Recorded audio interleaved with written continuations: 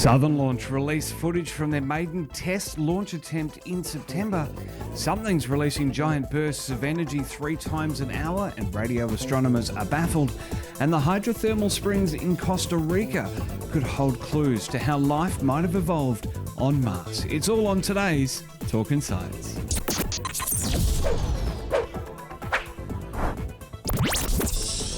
This is Trek Zone's Talkin' Science. Welcome to the first Talkin' Science for 2022. Dr. Brad is back next week, so bear with me as I bring you some quick headlines from the week of science and space. A mysterious new object, now the brightest radio source in our sky, and unlike anything astronomers have seen before, has been discovered by the Murchison Wide Field Array Telescope in Western Australia. Thanks to the massive field of view of the MWA telescope, astronomers have been able to watch the entire sky night after night, looking for differences in telemetry. This object they found appears to blast out an energetic beam of radio waves every 18 minutes. This is an incredibly rare find to see something repeatedly increasing in brightness over a long period. Normally these types of blips would be transient, never to be seen again. There are 3 possible candidates for this object: the remnant core of a former massive star that's now since faded after its supernova explosion, something like a neutron star, possibly a white dwarf, or even something completely new, which would be the most exciting.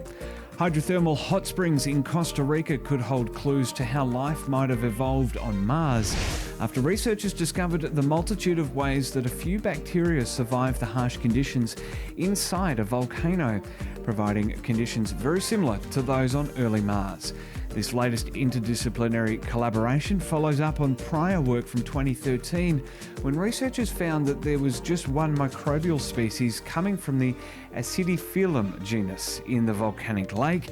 It's not surprising then that this type of bacteria is commonly found in acid mine drainages and hydrothermal systems. They are known to have multiple genes adapted to diverse surroundings. Later studies have returned to the hot spring following a series of eruptions to see whether there had been any changes in the microbial diversity, as well as to study the organism's biochemical processes more comprehensively. Researchers did confirm more biodiversity, but still a dominance of the Acidiphyllum bacteria, and I really hope I'm saying that right. Southern Launch and Thai Space have today released footage from their maiden test launch attempt of the HyPath-1 launch vehicle from the Whalers Way Orbital Launch Complex. Lloyd Damp, Southern Launch CEO, said, "We are thrilled to present this film to the public to showcase the tremendous work of our launch teams. This launch campaign may not have taken Australia to space. However, it has provided our teams with valuable data and insights that will further refine our launch capabilities." Dr. Yang Seng Chen, T-Space founder and CEO, said, "With more test launches ahead, we shall soon journey into space, amongst other exciting achievements to come." Of course, this all stems from the September launch attempt when they didn't launch, but more are to come, and they will be live streaming those as well. So very, very exciting stuff coming from the Whalers Way Orbital Launch Complex that just in the space of 12 months got regulatory approval and got to that close to a launch, which is just absolutely fantastic. Well, the third Australian Space Agency roadmap has been released, outlining Australia's future role in space exploration through robotics and automation, seizing the world-class opportunities Australia has already built through industry sectors.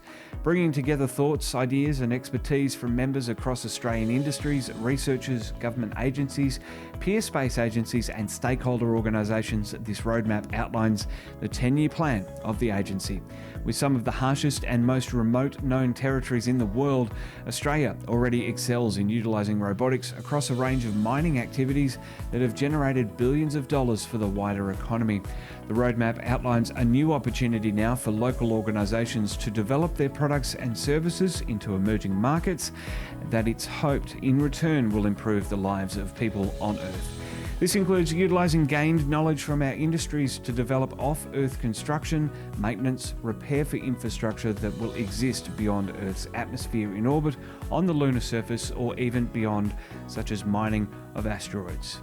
Many of the targets in the roadmap outline lunar surface demonstrator capabilities around the middle of this decade and a look towards Mars and near-Earth asteroids towards 2030. The establishment of terrestrial analogue facilities will likely be up and running by approximately 2025, according to the roadmap. Hypersonics have teamed up with the University of Sydney to investigate the manufacture of a number of critical components required for their hypersonic spaceplane, Delta Velos, signing a master research collaboration agreement. Using next-generation additive manufacturing technology, the agreement will see the team of researchers from University of Sydney working alongside Hypersonics to conduct research and development of flight-critical components, including the spaceplane's launch system, further developments of the scramjet engine, a number of material components, and the vehicle fuselage. And just before we go, a look ahead to this week's Talkin' Science interview. Yes, that's back as well for the week. Stars aren't just inhabiting our universe. It turns out they're major contributors to it, from hydrogen and helium produced in the Big Bang to all of the heavier elements produced by stars. 2 new papers published this month shed light on how the youngest generation of stars will stop contributing those heavy elements to the universe within their lifetime. Members have first play access to that interview right now. Sign up with the join button below this video on YouTube or go to thetrek.zone/support. We reached over 1.5 million people last year across our social media platforms, looking to do 2 million this year, which would be absolutely fantastic. 1.5 is growth from 900,000 in 2020. So really looking forward to pushing the envelope just that little bit further, and having you along for the ride as a member would be greatly appreciated. We can step up our payments from Google AdSense from once a quarter to hopefully once a month. That's the aim for this year, that and 2 million views across Trek Zone's social medias.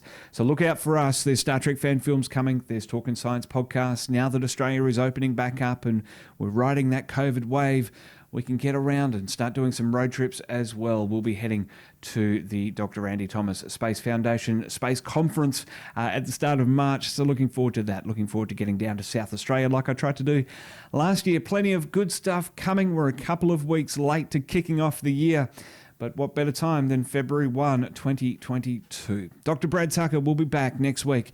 We're kicking off Trek Zone 2022 season.